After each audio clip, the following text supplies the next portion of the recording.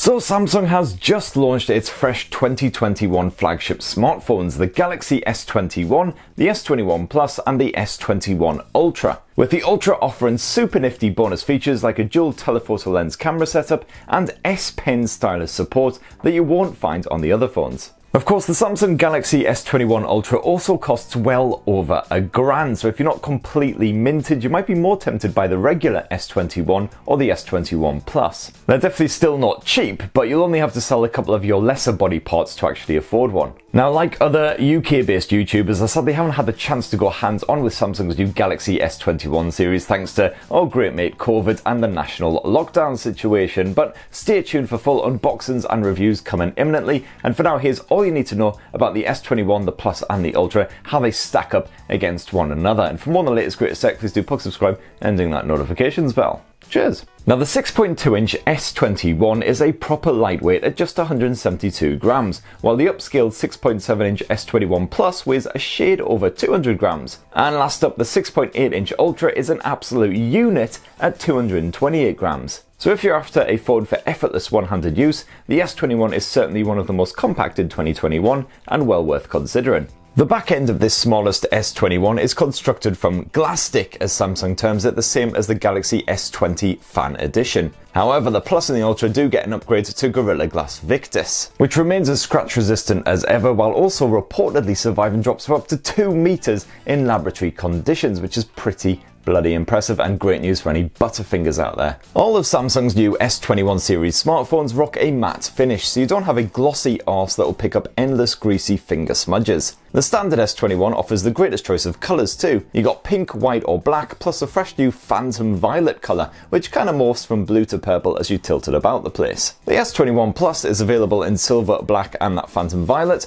while the Ultra can only be snaffled in silver or black. No violet option anywhere to be seen. As usual with Samsung's more premium smartphones, the Galaxy S21, the S21 Plus and that big beefy Ultra model are all IP68 water and dust resistant, so you can kick back in a nice hot bubbly bath with a bit of Cobra Kai or whatever and have a nice stress-free experience. Built into each of those screens is an ultrasonic fingerprint sensor using what appears to be the same tech as last year's models. Personally, I would rather have a physical fingerprint sensor, especially a bit of edge-mounted action, but hey-ho. And you've also got a bit of face recognition on there to back it up as well, as long as you're not all face masked up, obviously. And speaking of the screen, Samsung has once again served up a tasty bit of dynamic AMOLED 2X display tech as introduced on Samsung's 2020 flagships, although they're not a complete match here. The most notable change being a drop to Full HD Plus resolution for the vanilla S21 and S21 Plus, compared with the Quad HD displays of last year's handsets. Which kinda sucks, but at least then it solves the dilemma of what do I go for, the Quad HD Plus visuals or the 120Hz refresh rate, which does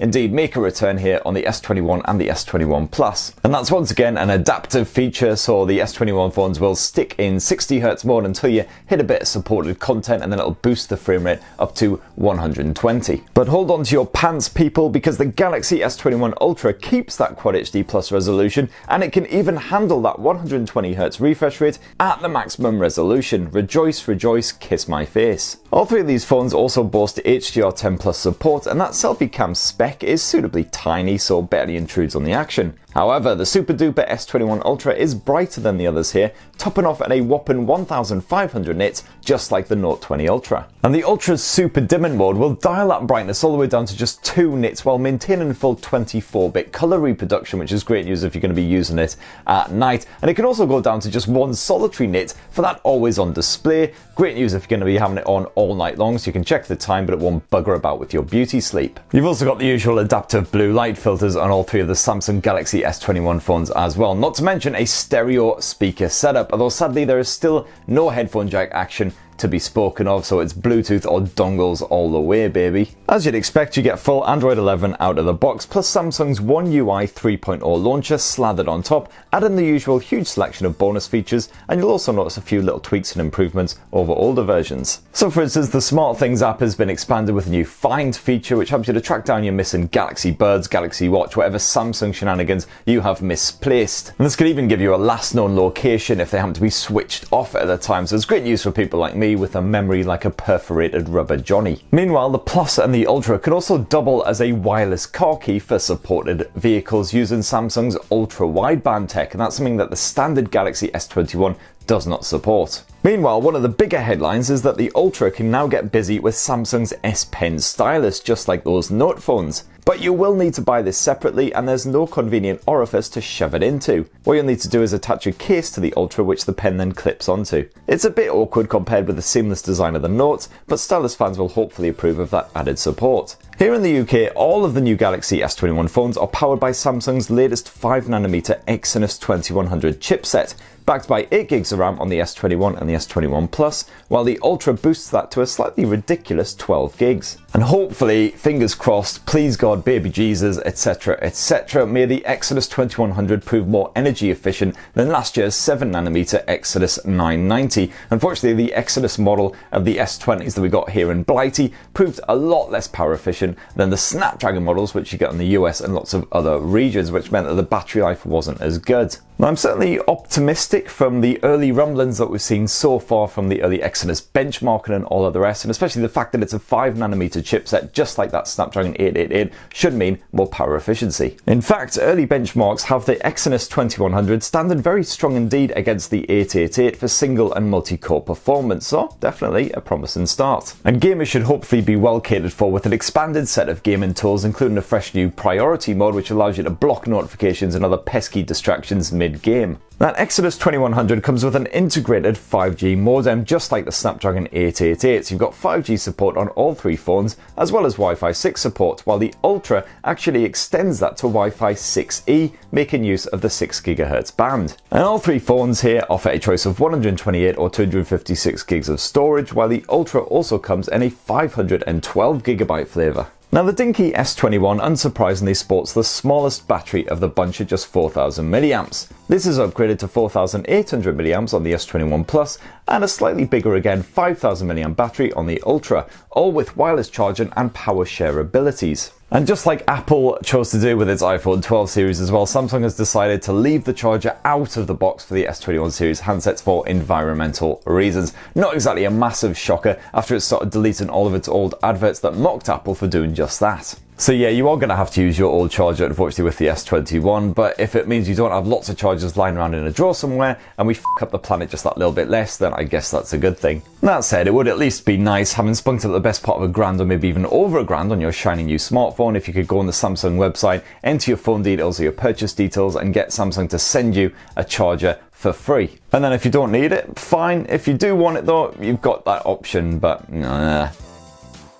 Anyway, enough of that guff, onto probably the most interesting bit, the camera tech, and the S21 shares the same triple lens setup as the S21 Plus, comprising a 12MP primary shooter, a 12MP ultra wide angle cam, and a 64MP telephoto lens. Meanwhile, the Ultra once again has the superior tech here, boasting a quad camera setup, including a 108MP primary sensor which Samsung reckons captures richer colours and deals with stronger contrast more capably. You've got the same 12MP ultra-wide angle lens, but that single telephoto lens of the S21 and the S21 Plus is replaced here with a dual telezoom system. That's a pair of 10MP lenses, one with 3x optical zoom and the other serving up 10x optical zoom. And the S21 Ultra will switch between the 3x lens and the 10x lens when you hit that 10x zoom level, and it can also go all the way up to 100x space zoom as with the old S20 Ultra, but thankfully with sharper results than before. So if you want to get snapping some nature from afar, then the S21 Ultra is clearly the way to go.